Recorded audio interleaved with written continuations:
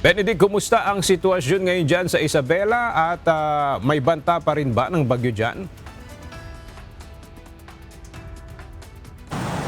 Magandang tanghali, Aga. Sa ngayon ay wala naman tayong nararanasang malakas sa pag-ulan. Hindi tulad kaninang umaga na tayo ay habang nasa biyahe pa.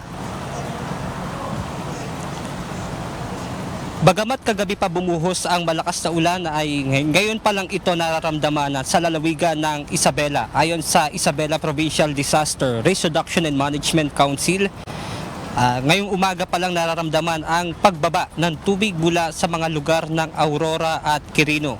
Bukod rito, minomonitor din ng Isabela PDRRMC ang mga bayan na dinaanan ng Cagayan River.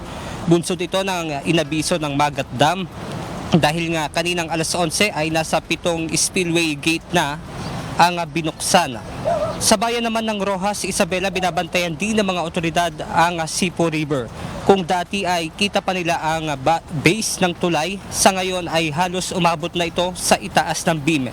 Kung kaya't kaninang umaga ay nagpatupad na sila ng forced evacuation, partikular sa mga residenteng na nakatira sa mga binabahang lugar.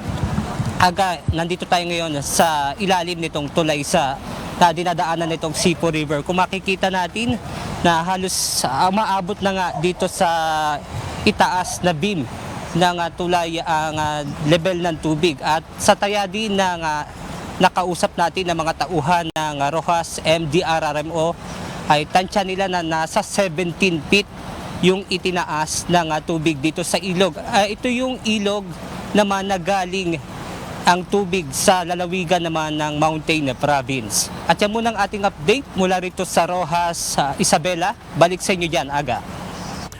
Maraming salamat, Benedict Samson.